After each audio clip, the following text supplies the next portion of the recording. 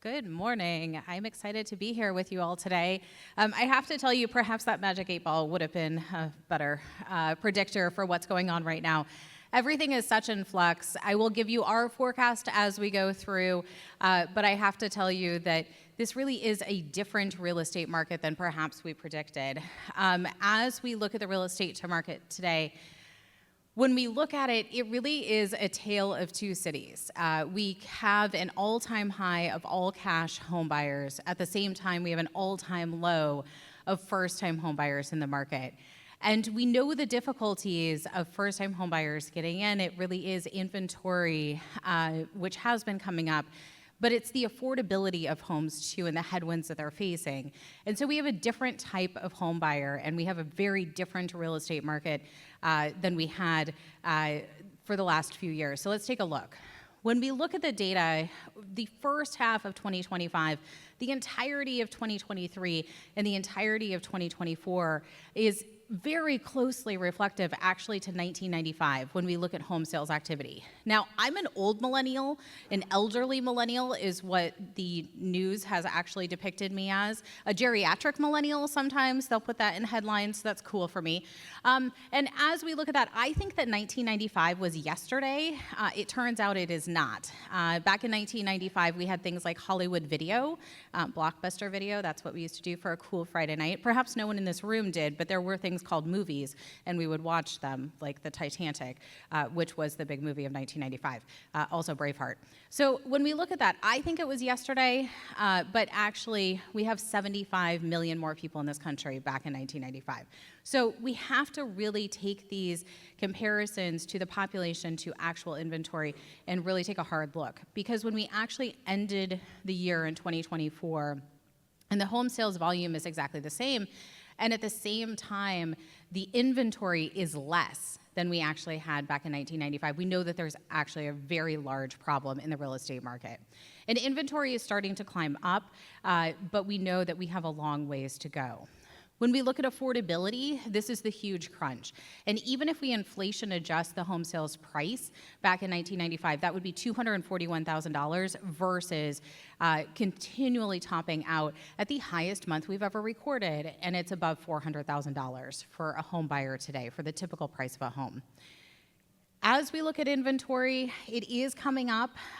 We are seeing headlines, certainly, and we are reporting data that's showing 20% jumps in housing inventory for existing homes on a year-over-year basis. But statistics tell lies, and we know that, because if you go from something that's 1 to something that's 2, that's a 100% jump, but that doesn't mean you have a lot to go around. And as we look at inventory, it's important to level set, I think, and take a look at how much the actual level of inventory is and the number of units. And when we look at that, we can see that we're actually below February of 2020 still. That's important, because if we think back to February of 2020, right before the pandemic, if I had come into this room and given the same presentation, I would have told you over and over again, we don't have enough housing inventory. And right after that, interest rates dropped to 2 and 3, 4% even, and consumers jumped into the market. They purchased another home, they purchased a second property. They said, we're never going to see these interest rates again. Let's get my kid into homeownership. Let's make sure we take advantage of these low interest rates. At the exact same time, people reimagined how they wanted to live. They reprioritized their life. They made moves across the country. Migration flow happened in a way that we hadn't seen in decades, really. And at the exact same time, home building contracted.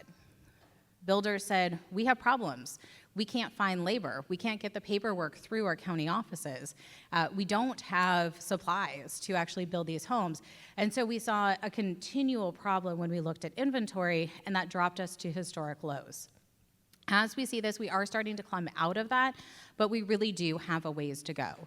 And with inventory, certainly this uptick, we're likely seeing people decoupling essentially from their low mortgage rate. And they're saying, okay, something in my life has happened, whether I have a new baby or a marriage or a divorce, and I do have to actually make this move now. Maybe it's the return to office and 5 days a week, and suddenly they can't do that long commute, and we're starting to see that come up.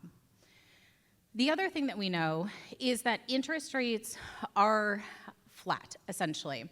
And if we look at this, you'll see headlines that say, ooh, this was a jump in interest rates. Well, it's really not that much of a change that we've seen in interest rates. For the last 20 weeks, we've essentially seen them in the mid-sixes. But I think it's important to think about what the anchor point is for consumers. Are they thinking about their current mortgage that they may have in that 2 to 4 range, and so they have no motivational factor to move? Or are they thinking about interest rates and they're reflecting back to perhaps when they applied for a mortgage back in October of 2023 when rates touched nearly 8%? And I think that's important to note too. What I've been continually telling realtors, and what I would encourage anyone who's working in this industry to level set, is not to do the really cringy thing of, back in my day, I paid 18% for a mortgage. Well, that doesn't make anyone feel good, but also we know that you paid a song and a dance for a home at the same time, so the affordability conditions were completely different. And I think that's really important. If you want just a sticky point there, if anyone likes the original Ghostbusters movie, they financed that firehouse at like 19%. And that's not a good business model. They're hunting ghosts in New York City, so you know that they didn't get a good rate. So the typical consumer is probably not gonna get that, but I also don't think it's a good number to quote. When we look at mortgage interest rates, I do think it's important to note too for consumers that they are an entire point below the historical average of 7.74%. And again, that lock-in effect is real. We know about a third of homeowners, more than a third of homeowners, don't even have a mortgage on their property. So again, thinking about that sticking point.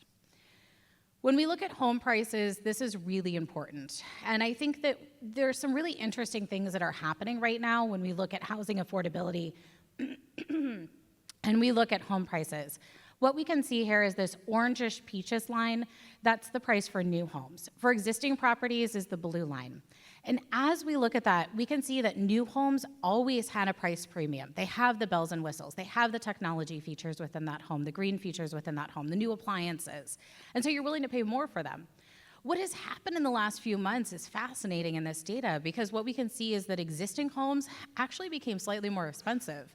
And within recent months, they're within $100 of each other for new homes and existing homes. So how in the world is that happening? Because we know that homes in America are old, frankly. The typical home that someone's purchasing is 30 years old. It's gonna need appliance updates. It's gonna need a new HVAC, new windows and doors for many people when they move into that home. So a few things happened at once. One, new homes got a little bit smaller. If we remember the McMansions back in the 90s, we don't necessarily have those anymore for purchase in the new home sector. So as homes got smaller, the price also shrunk. A couple other things happened in the existing home sales sector. One, luxury units, those who are above $1 million. And I know for some of you, that's not a luxury price point, that's a median price point. But for many, if we look at the $1 million, $2 million price point, that is more in the luxury sector. And we can see that there's more homes actually being sold there, and there's an actual growth there. That's where we're seeing a lot of movement. And as we look at that, we can see that that's also dragging up that home sales price for existing products. But the second thing that happened is even in a slower home sales market, even when we do have slower home sales volume and it's matching 1995, what we can see is that there's still bidding wars for homes. And in fact, 20% of homes pretty consistently over the last few months have moved more than the asking price. So if that home in that perfect zip code that's remodeled nicely, that you know there's going to be a lot of demand for it, there is.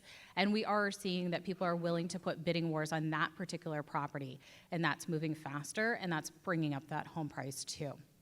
So we continue to end every single month with, this is the highest April we've ever recorded home prices. This is the highest for March. This is the highest for January, et cetera, because we're continuing to see existing home sales prices move up. So what's the forecast? So when we look at home sales activity, we do expect that because of this added inventory, because of the flatness of interest rates, that we will see an increase in home sales activity. So that's our forecast for the year, is a 6% increase in home sales activity from last year. There's a range though, and then certainly in different markets it's gonna be different. So who's from Florida in here? Yeah, a lot of people from Florida. So you're starting to see a lot of properties come into the market, especially that older condo market, and they're lagging. They're certainly slower. Who is in here from the Carolinas? Okay. Certainly a lot of movement there. People are migrating there. People are still very attracted to that area, and I'll show you some of that data. But it's different in every area of this country, where we see demand and where we don't, and certainly at different price points too, and I think that's really important to note. So that's the first forecast point. The second forecast point is rates. For us, we're still having rates in the mid 6% range, and I know many economists are saying up or down. We're still seeing mid sixes. So we actually do expect a slight decline in rates, but really not that much. Does that change much for a consumer? Probably not. Again, where is their anchor point? For home prices, this is good for homeowners, bad for first-time home buyers. We do expect them to continue increasing. So there you have it. Those are the big points for our forecast. But I'm going to give you a lot of information here, too, about demographics and what you can see coming, as well as how people are grappling with this. So when you look at home price appreciation, anyone from Maine in here? It's a very small state. There's like 3 people. But the home prices there went up substantially. If we look from 2020 to 2025, this map actually is kind of mind-blowing. And when we see this, what we can see is that home prices home price appreciation in Maine, for instance, 75% increase.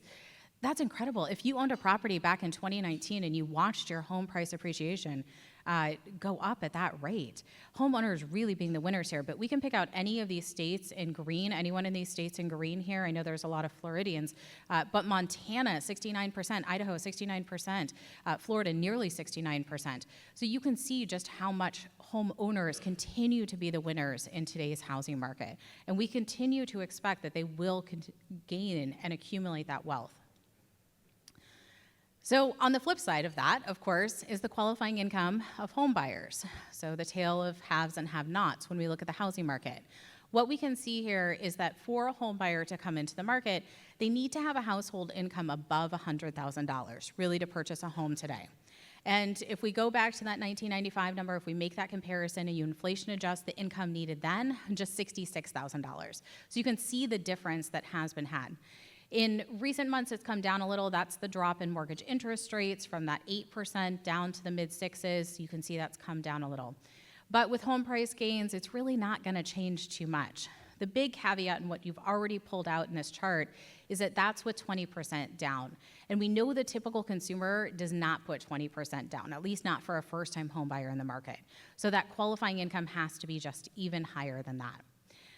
When we look at the actual income of home buyers who purchased in the last few years, what we can see is that for first-time home buyers, it's actually jumped by $26,000 in just 2 years for first-time home buyers. That's crazy, y'all. That does not mean that that everyone who purchased a home as a first-time home buyer, that their household income went up by $26,000. It doesn't mean they all got a raise. It could have been the motivating factor to purchase a home. But what it really means is when we look at that median going up at that rate, that we've removed from the home buying sector first responders, teachers from the home buying market. We've changed who the first-time home buyers are, and that dynamic has changed. And so we're seeing that household income rise.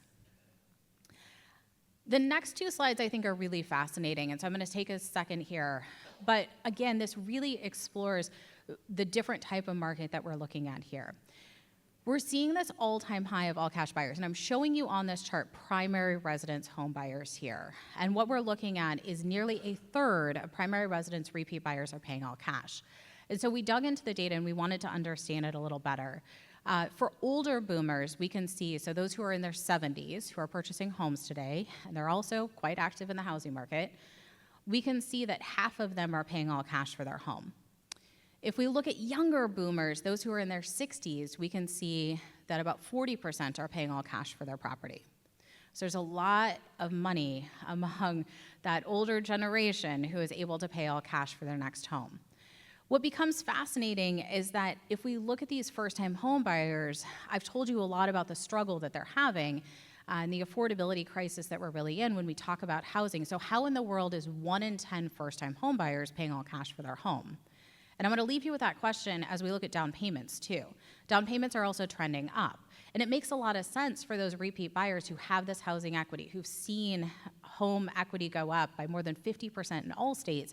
But of course, there's a lot of variation there state by state. And as we look at that, the question becomes, how are these first-time home buyers pulling that cash together to do that. And so as we dig into the data, the number one source is savings. So just putting it away on a monthly basis. Well, that's not realistic for a lot of people, right?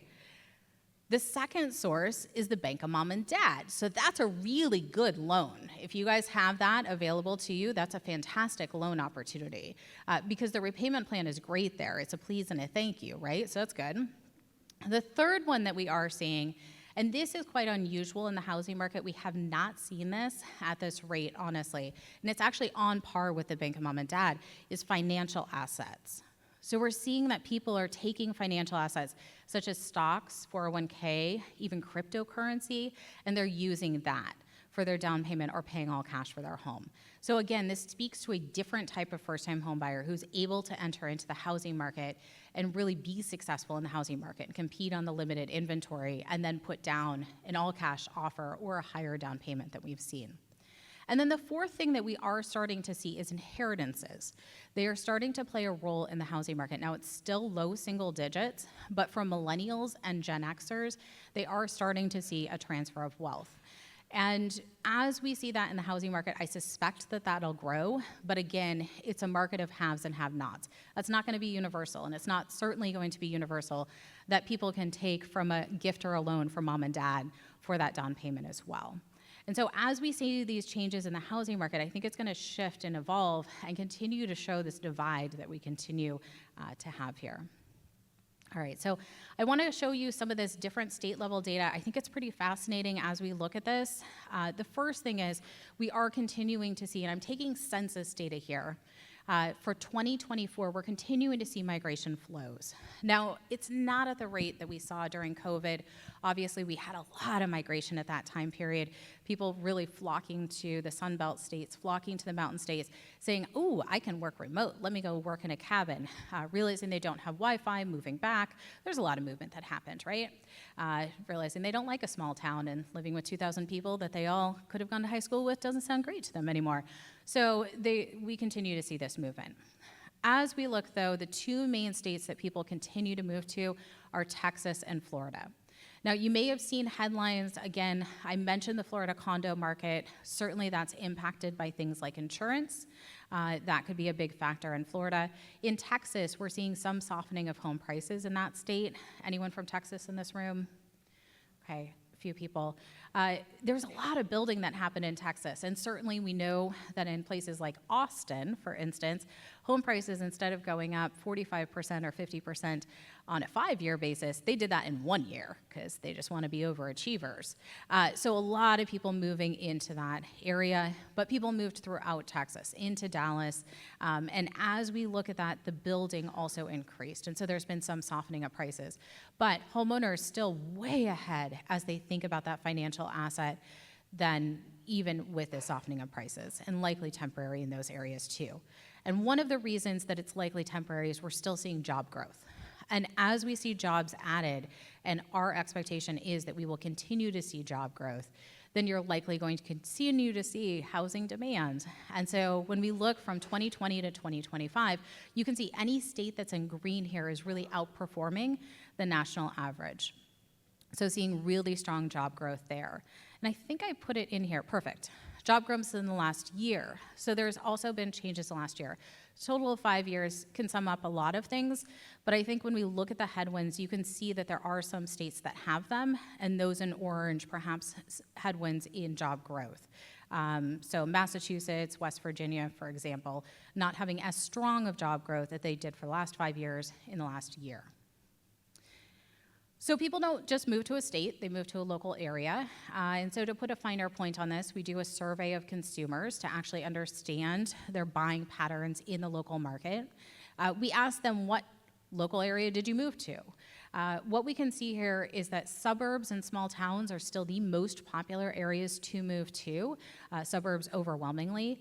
But what happened in the last year is that city centers actually rebounded to a 10-year high. Something that we had not seen for a decade ago. And as we look at this data, we wanted to understand how that's happening and why that's happening. So you might be thinking, oh, well, it's young adults, it's millennials purchasing homes. Kind of. they are purchasing in city centers, but they honestly can't afford to. So many of them, and in fact, we're actually seeing millennials purchasing in small towns at the same rate that they do in city centers. Many of them being pushed out into small towns, seeking affordability, and perhaps seeking a single-family home that they could be able to afford versus a smaller condo. As we look at city centers, we're also seeing a lot of retirees move into them, and so they're seeking an area that perhaps they can age in place easier. They don't plan on moving from this property, and this allows them perhaps the amenities within the building, but also the neighborhood to be able to do that. We look at this data, and it tells us a lot, too, about where this demand is going to be going to. I would expect, with a lot of return to office orders that have happened over the course of the last 6 months, that we may see more city center purchasing than we have in the last few years. All right, so a little generational warfare to start your morning with. I love this because I think it's really fascinating. If you want to tune out for the next 10 minutes, I'm going to tell you that too long didn't read she wins and everyone else loses, okay? So long story short here. Truly, we are seeing single women outperform, but we're also seeing baby boomers outperform. So let's take a look at the data.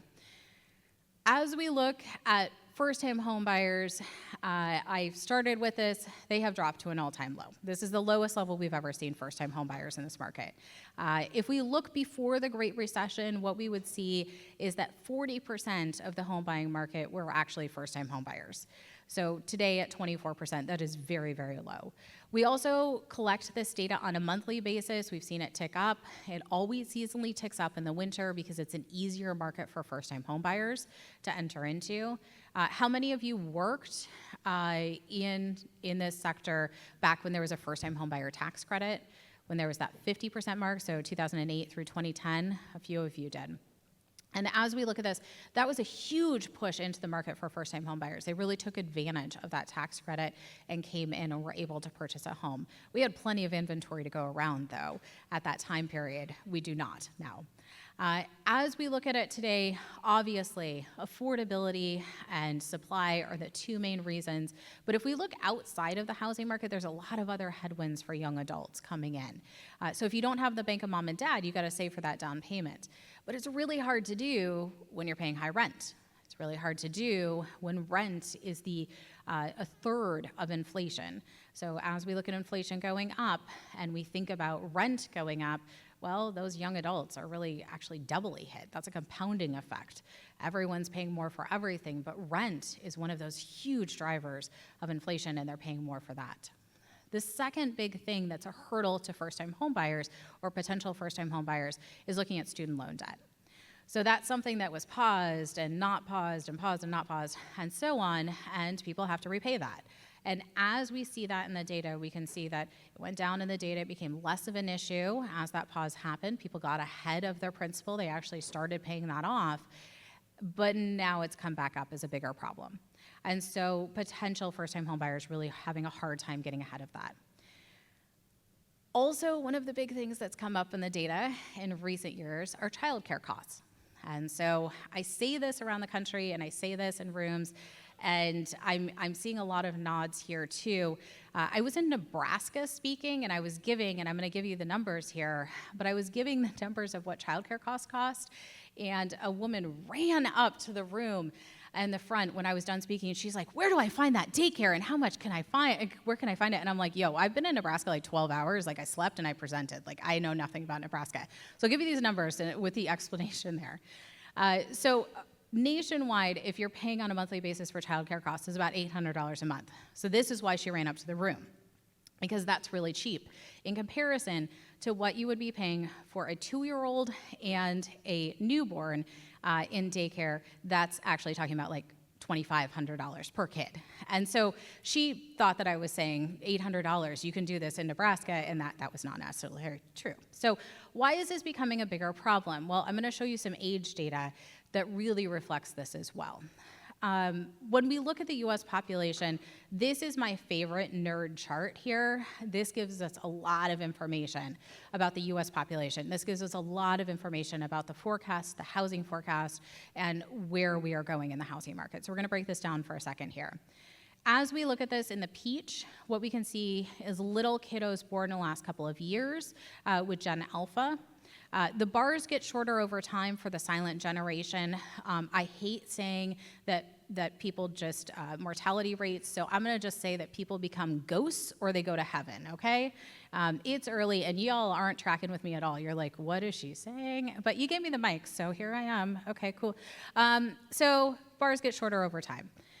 In the middle of the chart here is the millennial generation.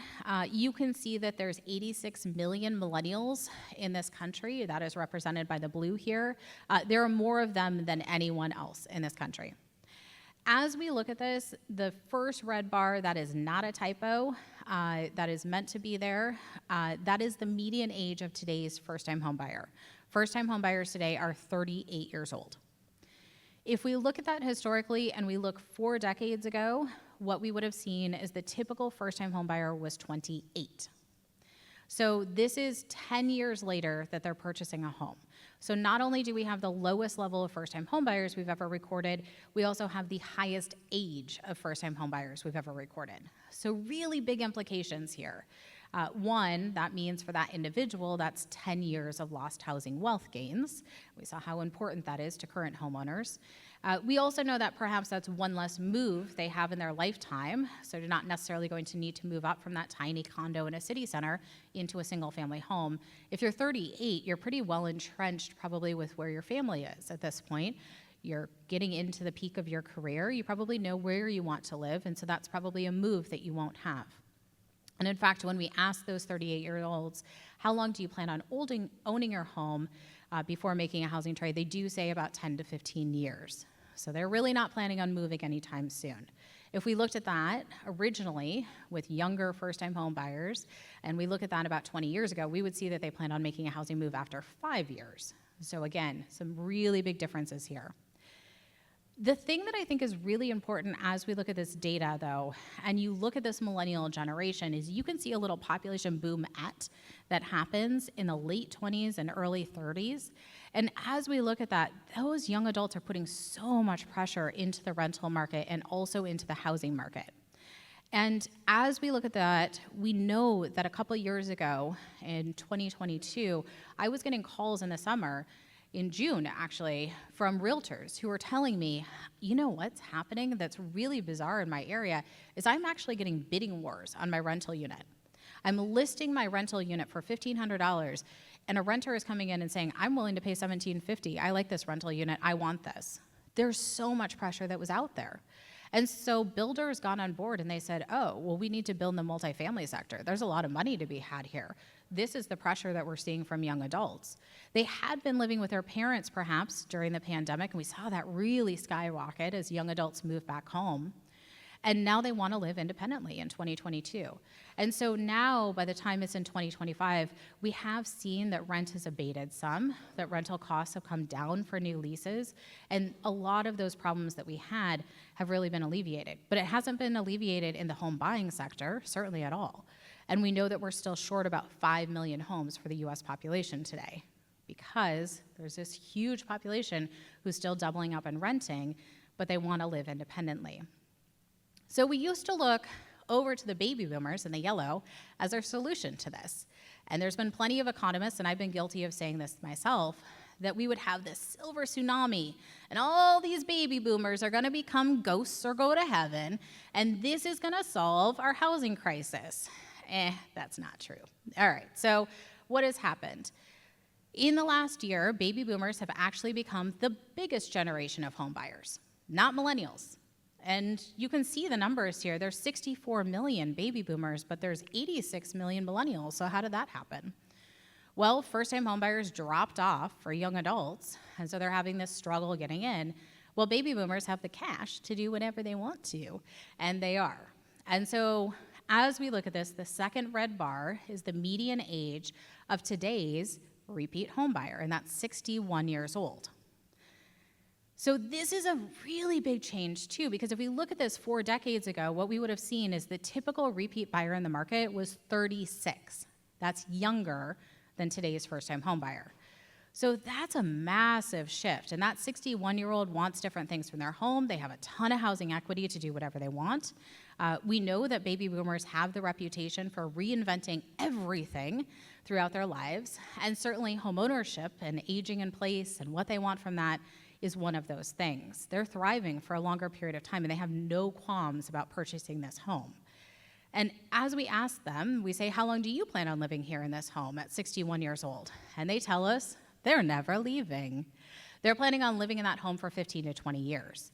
So if we add these two numbers together, and hopefully I'm not insulting anyone in the room, but 20 plus 61 is 81. The life expectancy in the US is not that. So as we look at that, we can see that they're planning on aging in place. So there's some big questions here as we look at the US housing stock and the ability to do that and to accommodate people within that home. And MIT actually has something called Age Lab, and they actually estimate that just 2% of US housing stock, 2%, is actually okay that accommodates aging in place. And we all have families, and we all have these conversations around the dinner table or over the phone, and I know that many of us have had these questions too. And I think it really comes home when you have these conversations with family, because you know the data and then you have these conversations. So I have the ability, and I love this, to take family with me on these work trips with me. And so I recently spoke in Bozeman, Montana. Anyone from Bozeman, Montana, or Montana in here? Because there's not many people there, so that's cool. Okay, as I went there, I realized that it's just 2 hours from Yellowstone, and I had never been to Yellowstone. My husband's kind of a stick in the mud sometimes with traveling, so I was like, do you want to go to Yellowstone? He's like, I don't know. A month later, I have a work conference. I don't think I can go. And I was like, okay, cool. Yeah, whatever restricts you, sir. So I asked my godmother if she wants to come with me. She's 84, but she always is game for traveling. And so she's like, sure, okay. So she's meeting me from Seattle, and we're gonna go to Yellowstone together. My little sister is very spoiled, and she lives 2 blocks away, and she's like, oh, well, you know, like, if your husband's staying home, then he can watch my pets, right? And then I can come too. And I was like, dude, it's like 2 weeks out. And so my little sister, who's 31, she comes too. And this is way too late for Yellowstone to book a second room, so we're all gonna share 2 double beds as 3 women in this room that's like this small. So that was fun. So we get to know a lot about each other during those conversations, right? Because we're in the car together, we're walking around in Yellowstone, seeing the bison. We saw a bear, that was amazing, and the baby cub, it was so cool. It was a really great time on my work trip for them to go on vacation. It was lovely. But as we're having these conversations, I'm talking to my godmother, and she's living in a single family home by herself, because she's never gonna move from that single family home, as she tells me about her problems with capital gains taxes and what that implication for her could be. So she's spending all her money going on work trips with me. She went to Hawaii, she went to Joshua Tree. She's living her best life, honestly.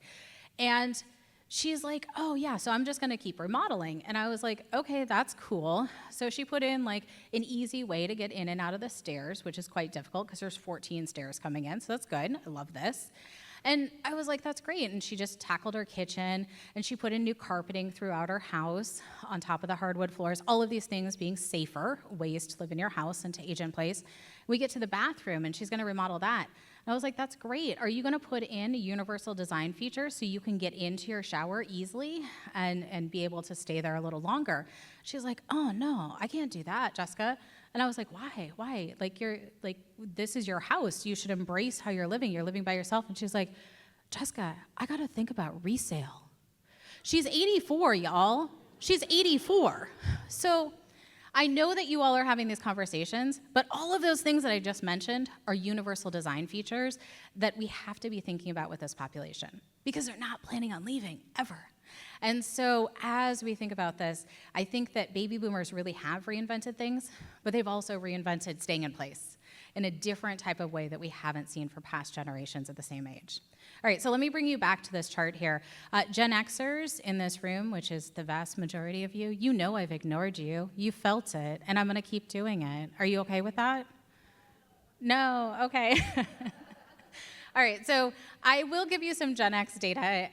Business Insider actually came out with an article today on Gen Xers, and it literally was because they wrote an article on millennials, because they constantly write articles on millennials and Gen Zers in the housing market. And the reporter honestly says, I got destroyed by Gen Xers writing in and saying, you forget me all the time. So I'm going to give you some Gen X data here and make you all feel a little better. As we look at this data, I think Gen Xers are a fascinating generation. They purchased their first home back in 2004. So that was an interesting time in the housing market, yeah? They purchased their first home right before the boom, right as the boom was happening. They were the most likely generation to be underwater in that property. They were the most likely generation to have lost that home to a distressed sale. They are the most likely generation to be coming back from that. They have financially regained steam, and they're actually financially doing okay at this point. And so as we look at that generation, it's a really interesting one to watch because they're in their peak earning years now. As we look at this, though, one of the things that is perhaps problematic about this generation is that 21% of them, as homebuyers, purchased a home both for aging parents and for kids over the age of 18 to live in. So they are the sandwich generation, where they can't get rid of these young adults, and they also have to take care of an aging parent. So again, as we think about all those universal design features, that's a generation to watch, as they need these features within their home too. They also may have kids under the age of 18. And as we look at multi-generational buying, we can actually see it's at an all-time high today. It's 17% of all home buyers. But if we look at this and dig into the data, we can see it's highest among Gen Xers, it's highest among all non-white populations, and we can see that that is a growing share of home buyers in this country, and I likely think that this will continue to increase. We don't forecast it, but it only continues to increase, and housing affordability is a big reason here too. I want to give you a couple other big demographic changes that we're seeing here as we look at home buying activity. One of them is if we look back at the 1960s, 70% of American adults were married, and today it's just half of American adults are married. So with that, we can absolutely see this reflected among home buyers. And I'm showing you first-time home buyers here because I think it's the most interesting, but honestly, I could have showed you any of those generational cuts. It would be the exact same pattern. And when we look at this, what we can see is that married couples have absolutely fallen off. They're still half of all first-time home buyers and home buyers overall, but what has really grown are single women in the market. And when we look at that, they are second only to married couples. I think that they're completely badasses when we look at this data. And the reason why is that she's purchasing the home on the lowest household income of anyone in this chart. She's saving for a longer period of time. But she's saying homeownership is actually my priority. This is my financial priority. This is my living priority. And I'm willing to do anything I can to get here. She does get there. She gets there at a later age. That makes sense. She had to save for a longer period of time. But she does eventually get there. And we can also see there's a rise in unmarried couples in the market and also roommates. So anyone like the Golden Girls, Grace and Frankie? So we're certainly seeing some of that activity happening in the housing market too. Companionship, affordability being met in those living scenarios. We're seeing home buyers come in and saying, let's do that. Single men, well, they're flat. Okay. So looking at kiddos in the house, we are seeing a pretty big change here. If we look back at the data back in 1985, we would see that 58% of home buyers had a kid under the age of 18. In the most recent year, in 2024, we can see that just a little over a quarter did. So not a huge surprise. We know that there's more repeat buyers and their median age is 61. So they wouldn't necessarily have a kiddo under the age of 18. We also know that birth rates are down, and I talked about daycare being really expensive. So perhaps who we're seeing in the market is more child-free married couples or child-free unmarried couples who are coming in, who are able to afford homeownership, and those who are parents who are paying with these childcare costs are really being pushed out of the market even further. That's quite unfortunate, but that is what we're seeing in this data. The other big thing that we are seeing is pets. The last two charts can be really political, so I like to give you a much lighter note here. It's a $152 billion business in the US. This is not going away anytime soon. If anyone reads the Economist magazine, you know, the boring publication that gives you a lot of information in size 5 font, there was a recent article that actually talked about just how much wealthy people are spending on their pets too. It's across the board. Everyone is spending a lot of money. But they were talking about private jets that people will put their pets onto so they can fly safely and nicely, but that the pets also have amenity kits. I kid you not, so that their dander and their fur does not get dry when they're on their private jet. So here you are. So it should not be a surprise that home buying activity is also being influenced by pets. I want to give you a couple on the agent role here. I know many of you work with agents, and as we look at this, I do think it's important to note that they volunteer a lot in their local communities. They're absolutely invested in their local communities, and I know that you all are too. But I think it's something to brag about. I do think it builds on your business, because when we look at home buyers, they actually do say, I want a neighborhood expert. I want someone who works in these local communities, who knows these local communities. And so bragging about that activity is certainly good. We know that buyers are using agents at higher rates. 88% of buyers are using an agent in their home buying process. They want someone who's going to help them find that right home, but also with negotiation. And we're seeing that on the rise. For home sellers, we are seeing that 9 in 10 home sellers are using an agent in their home sales process. And this is something that also is on the rise. When we look at FSBO activity, for sale by owner, it's actually at an all-time low. Just 6% of home sellers sold via FSBO last year, and half of those were actually arm's-length transaction. They knew the seller, the buyer of their home. They knew who was purchasing that. So those terms are already agreed upon. That's not an open market. When we look at this, they really need someone who's going to help them price their home competitively and market their home, but also show them how to fix up their home for sale. We know that people binge watch a lot of HGTV before they go into the buying and selling process, and they know their home doesn't look like that. And the reason why is because people stay in their homes for about 10 years before they go on to make that next purchase.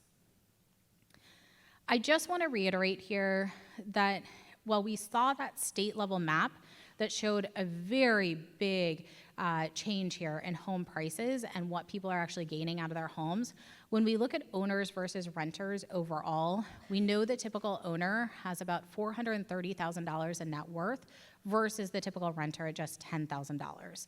And that's only increasing for homeowners. That divide is quite real. We know 60% of the assets that are held for homeowners are really in their home. So this really is through homeownership. As we look at that divide and we look at who can enter into the housing market and who can't, we know that that divide is real, and that generational transfer of wealth is likely going to continue through inheritances, through people really helping their kiddos into homeownership moving forward. And the last thing I want to give you here is that many of you are local advocates. I've talked a lot about the housing shortage that we've had. We need to find different approaches to it. It's not necessarily just building that single family home in a community. It's through adaptive reuse. It's through breaking past the NIMBYism that can really be out there, thinking about the vacant hotel motels, thinking about vacant malls, thinking about vacant schools, and bringing residential units in. And one of the ways that can be very helpful in doing that is really showing the multiplier effect that for every home that is sold in the US, it's adding $125,000. We have state level data here too, so if you are one of those local advocates who's working with your city councils, who's actually speaking up in the meetings and trying to break through that NIMBYism, we have the local data that you can use as an advocate too. The last thing I want to do here is just promote 2 tools that are absolutely open for anyone to use. You don't have to be a realtor. They're on our websites. There are 2 new dashboards, and it gives you a lot of local information. I think there's 180 or 200 local areas at this point because we keep adding on. We're also updating these on a monthly basis with new, fresh data. The first dashboard is going to give you housing affordability, housing statistics, economic conditions, homeownership rates, and demographics, and you can play around with this. You can email this as a PDF. You can email it as a link, obviously, too, but it gives you a ton of information. Because while I've given you a good national picture, you know that your local market can be completely different from that, so I want you to be able to dig into this. It's not as fun on your phone. It's definitely more fun on a laptop or a computer, so I would encourage that. And the last tool I'm going to give you here, too, completely open for you all to use, is just that home buyer demographics, those home buyer stats. So if you're talking to someone, even in your personal life, and they're like, oh, well, I'm a single woman, I don't know if I should go buy a home, you can give them the national data, but you can also give them the local data. And you can be like, let's look around our community. Let's actually see who's buying homes out there, and perhaps encourage more folks to get on that homeownership rung. With that, the last thing I will say, please do follow us on our social media. We have a ton of information that we're putting out. It's the best way to grab the latest and greatest blog posts and reports. We post everything that we're doing. It's all open access, in all honesty, so you can grab everything. You don't have to be a realtor to grab it. But we're also putting out a ton of cool infographics. Our new visualization person that we have, she has a very funny and sassy point of humor, and it's good stuff. So I hope you enjoy. Thank you.